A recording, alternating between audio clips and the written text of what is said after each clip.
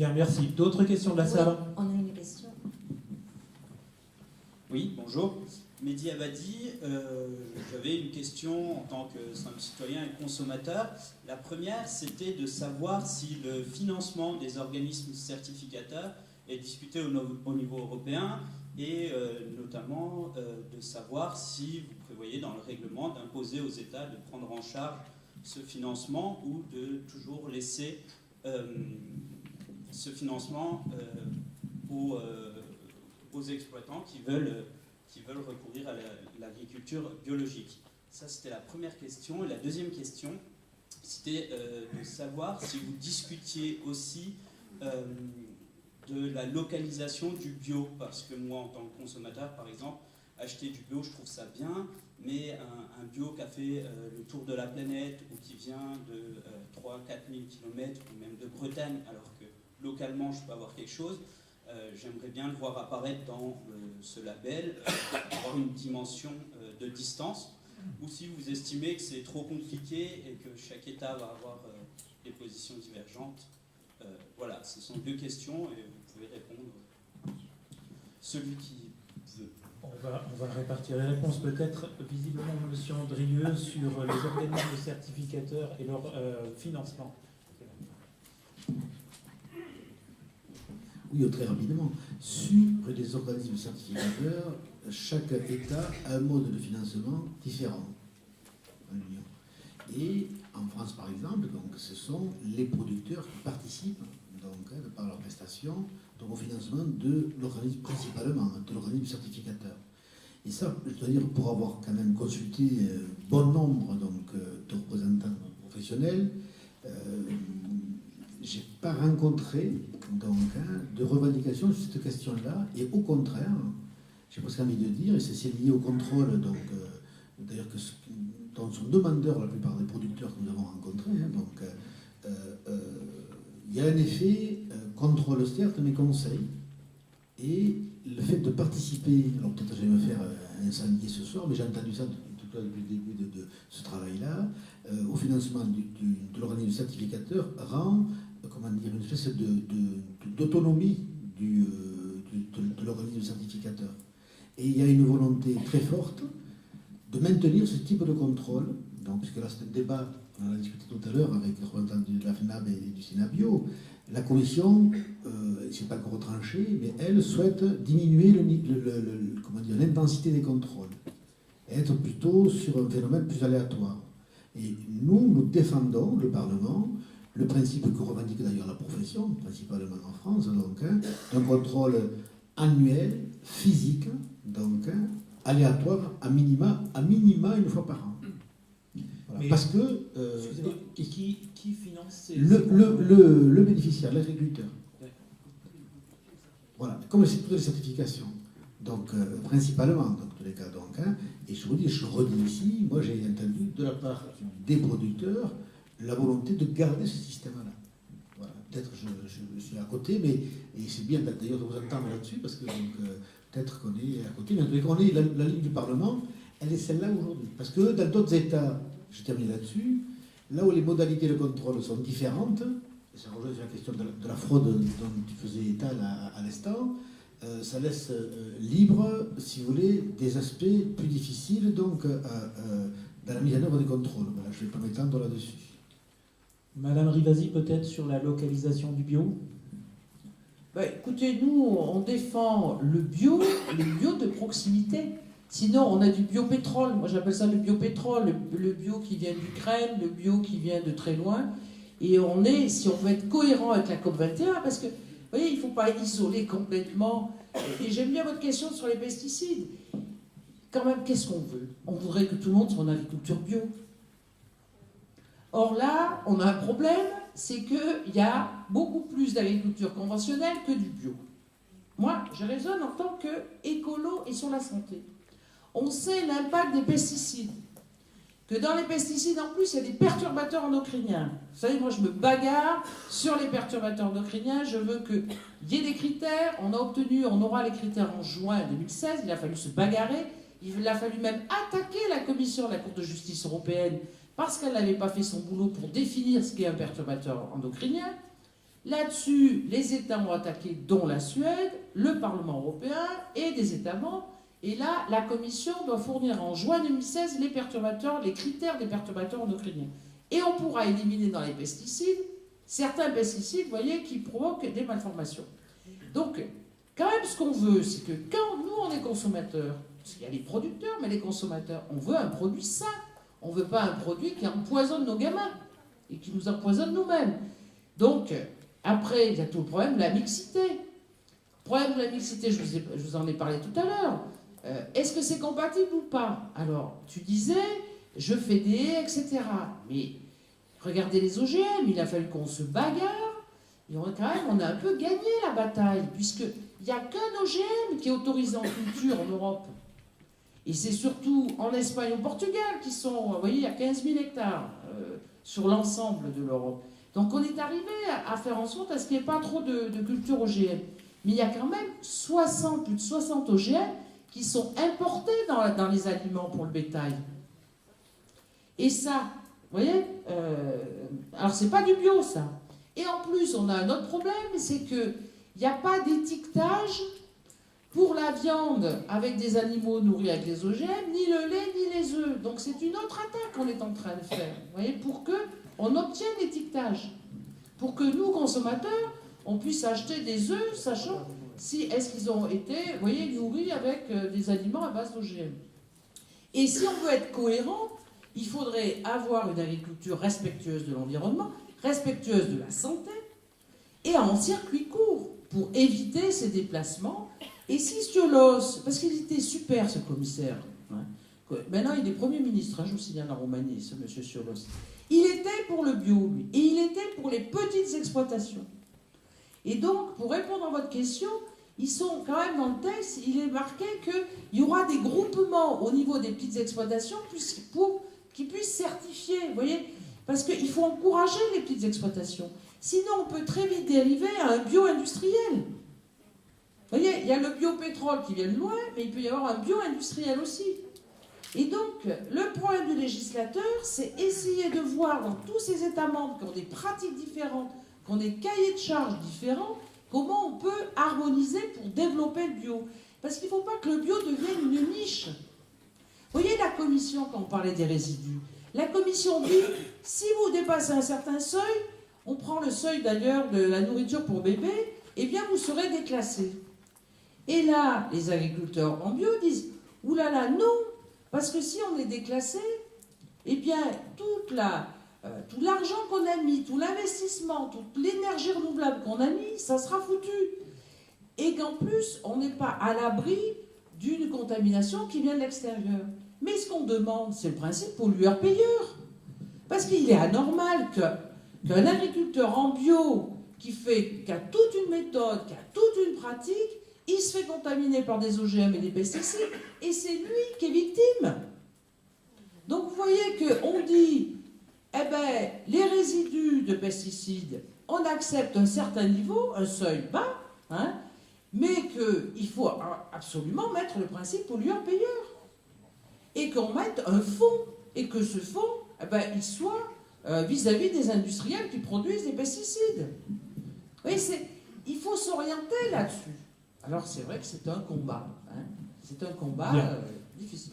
Monsieur Dantin, vous souhaitiez réagir? Oui, la proposition initiale de la Commission, elle portait uniquement sur les conditions de production.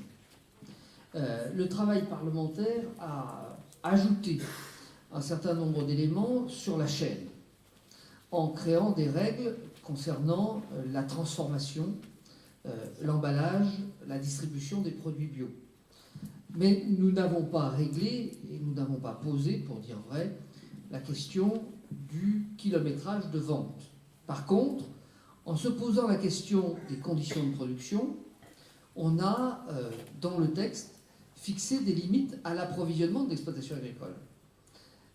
Partant du principe que le produit devait être le fruit d'un système local, on a limité dans le temps, dans la distance, les apports possibles. En clair, un producteur qui est au sommet du Mézin en agriculture biologique pourra aller chercher des céréales dans la plaine de la Limagne, en bio, mais il ne pourra pas aller chercher des céréales en Ukraine ou dans le bassin parisien. C'est-à-dire qu'on a limité cette distance-là d'approvisionnement. La question que vous avez posée, telle que vous l'avez posée, elle ne s'est posée à aucun moment au plan européen. Et d'ailleurs, elle n'aurait pas pu aboutir parce que ça renvoie à la question que posait le président des producteurs bio de la Drôme, c'est celui du modèle social. Qu'est-ce qu'on met derrière le bio? Est-ce qu'on met simplement un produit ou est-ce qu'on met autre chose? Je crois pouvoir dire qu'en France, assez généralement, on y met un peu autre chose. Ce n'est pas le cas de l'ensemble de nos collègues dans l'ensemble des pays européens. Dans un grand nombre de pays européens, et pas simplement des pays d'Europe du Nord, la production bio est considérée comme un modèle de production, comme un mode de production, au même titre qu'un autre, mais sans y associer d'autres valeurs sociétales. Il y avait 2 questions pour rebondir sur les contrôles et après 2 questions là-bas. Donc, madame et monsieur.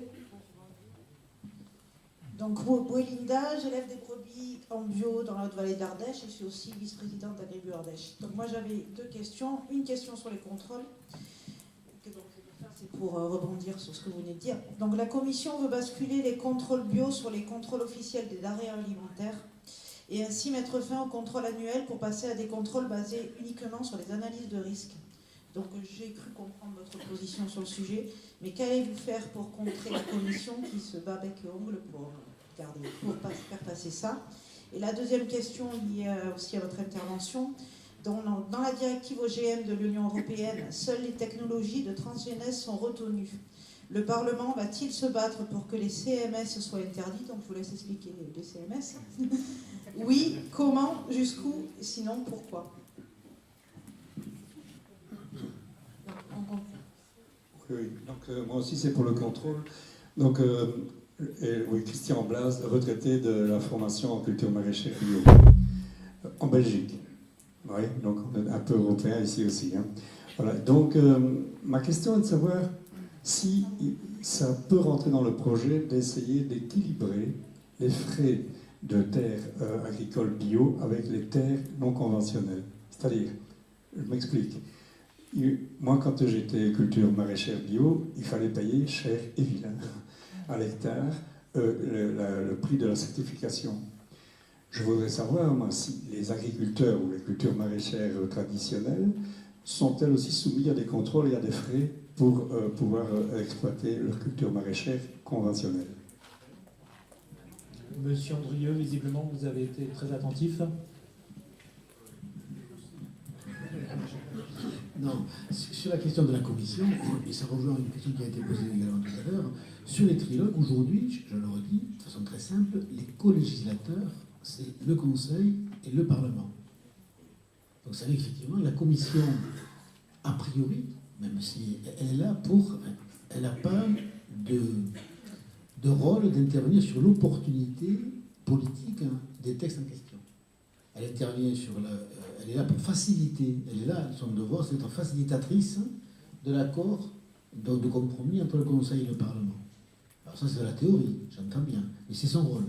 Donc ça signifie qu'aujourd'hui, et je le dis ici à toute liberté, notre rapporteur du Parlement, qui est Martine Osling, donc Michel l'a présenté tout à l'heure, nous voyons, nous, avant, avec tous les shadow rapporteurs, enfin les rapporteurs fictifs de chaque groupe politique, et sur les points qui vont être abordés, on a des positions claires. Et lui, en tant que rapporteur, doit porter la parole d'abord du vote qui est issu du Parlement et de la position qui est renforcée par la parole des rapporteurs fictifs. Et on ne déroge pas de ça. Si dans la discussion, on voit bien que donc, si ça se passe à 3 personnes, le représentant de la Commission, le représentant du Conseil, je ne sais pas dans l'ordre, et le représentant du Parlement. Donc c'est Conseil et Parlement, et la Commission intervient ponctuellement sur des ordres de droit, finalement. Et c'est présidé une fois par le Parlement, quand on reçoit le Parlement, une fois par le Conseil, c'est alterné quand on va au Conseil. Mais en principe, c'est le Parlement qui préside. Donc, c'est très important. Ça paraît être peut-être formel pour vous, mais ce n'est pas de la préséance, c'est aussi des rapports de pouvoir, de décision. Mais c'est vrai qu'il y a quelquefois, la commission va argumenter, parce qu'on est entouré de juristes, parce que c'est quand même le droit européen, c'est quelque chose. Hein. Moi qui ne suis pas juriste de formation, donc voilà. Mais donc, évidemment, on fait autant d'interruptions de séance que nécessaire. Si vous voulez dire, là, sur ce point-là, on sent bien qu'il y a des problèmes qui ne sont pas conformes. Donc, nous, au niveau du Parlement, on se réunit, très souvent d'ailleurs, pour justement harmoniser nos positions. Voilà. Et sur la question, donc ça, c'est la question pour pouvoir, comment vous allez faire avec la Commission pour les contraindre, finalement. La Commission, sur la décision finale, elle n'a pas ce mot à dire. Elle cherche le compromis, mais s'il y a accord entre le Conseil et le Parlement, ça c'est déjà produit sur des aspects, mais la décision elle apporte. Conseil, Parlement, on est d'accord, point, le texte se rédige mot à mot, tel que nous avons. Alors l'idée, le travail consiste à trouver, c'est le mot, la phrase donc, qui convient au Conseil et au Parlement. Voilà. Et comme alors après, il y a la problème de la traduction, bon bref, je ne vous passe les détails, mais on appelle jurilinguiste, donc voilà, qui donne, parce que le sens d'un mot en français n'est pas forcément le même en lituanien ou en allemand, ou en espagnol, ou en portugais. Donc c'est vraiment très important, surtout là dans des règlements aussi techniques. Votre question sur les contrôles, elle est extrêmement intéressante parce que on est tous en plein paradoxe permanent. La demande, attendez, je vais aller jusqu'au bout de mon explication. Notre demande citoyenne, elle est plutôt aujourd'hui, généralement, celle de préserver l'indépendance totale du contrôlé par rapport au contrôleur. Et c'est dans cet esprit-là que depuis à peu près 15 ans, la Commission a veillé à mettre en place dans ses politiques un contrôle qui est exercé sous l'autorité d'une autre direction que la direction qui a préparé le texte. Et là, on est plutôt... Parce qu'on n'est pas simplement... On ne veut pas simplement du contrôle, on veut que le contrôle soit en même temps un conseil. Et donc on dit, ça ne peut pas être renvoyé à la direction qui s'occupe des contrôles, il faut que ça reste dans la logique de la production. Alors après, c'est vrai que ça peut être matière à un vrai débat. Et est-ce que conseil et contrôle sont forcément liés, d'autant plus quand ils sont payés par le bénéficiaire? Ça peut être un vrai débat philosophique. Mais la question du contrôle payé par le bénéficiaire, c'est une mesure de portée générale pour tout ce qui est certification en Europe, quelle que soit la forme de la certification. Vous avez aussi des appellations d'origine protégées ou des IG, c'est la même règle qui s'applique. Moi, je vais vous répondre par rapport au CMS, là. Ça veut dire stérilité mâle cytoplasmique. Voilà. Alors, vous avez les OGM, vous connaissez les organismes génétiquement modifiés. Hein, on introduit un gène d'une espèce et on la met dans l'autre. Ça, c'est acté par la directive. Et normalement, c'est interdit dans le bio. Enfin, interdit. Il y a des seuils, hein, c'est ce que je vous ai dit, les 0,9 pour les denrées et 0,1 pour les semences. D'ailleurs, les semences, c'est un peu le seuil de détection. On aurait voulu que ça soit 0,1. Il y en a ou il n'y en a pas. Bon. Mais là aussi, bon... Les CCMS, pour l'instant, c'est des hors-la-loi. Parce qu'il n'y a pas de définition précise.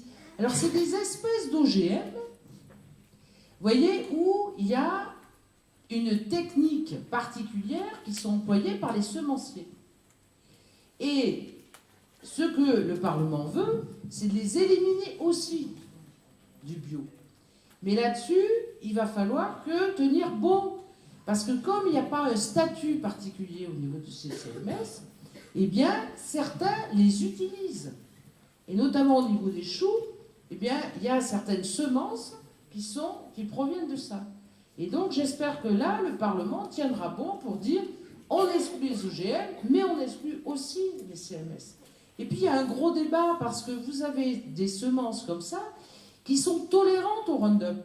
Alors, vous voyez, ce n'est pas de la manipulation génétique comme dans le cas des OGM, mais ça a la même propriété d'être tolérant au Roundup.